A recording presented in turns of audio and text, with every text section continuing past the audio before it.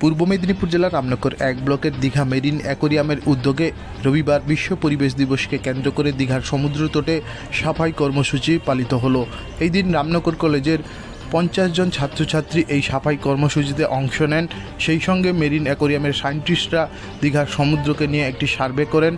আগামী দিনে ওই সার্ভের রিপোর্ট দীঘা শঙ্করপুর উন্নয়ন পর্ষদের আধিকারিকের হাতে তুলে দেওয়া হবে। প্লাস্টিক বন্ধ নিয়ে ছাত্রছাত্রীদেরকে এই সার্ভে করেন মেরিন অ্যাকোরিয়ামের সায়েন্টিস্ট ডক্টর দেবশ্রী দাম। এই প্রসঙ্গে তার প্রতিক্রিয়া শুনে নেব। বিশ্ব পরিবেশ দিবসে আজকে সমুদ্র তটে সাফাই অভিযান হচ্ছে, কি বলবেন? আমরা আজকে রামনগর কলেজ আর মেরিন অ্যাকোয়ারিয়াম থেকে এখানে এসেছি।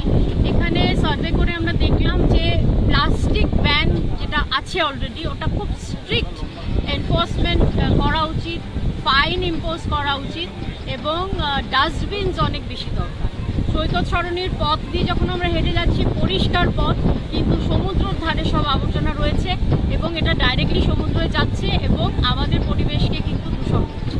সো আমি অথরিটিসের কাছে এটাই রিকোয়েস্ট করবো যে স্ট্রিক্টলি যেন প্লাস্টিক ব্যান করা উচিত আর এখানে ফাইন ইম্পোজ করতে হবে। এটা পর্যটকরাও বলেছে এবং লোকাল যারা ভেন্ডার্স আছে ওরাও সেটা বলেছে। তো আমাদের একটা ছোট্ট আর মাইকিংয়ের ব্যবস্থা ওরা বলেছে রেগুলার মাইকিংয়ে বলা উচিত যে কেউ পলিউট করবে না, প্লাস্টিক ফেলবে না।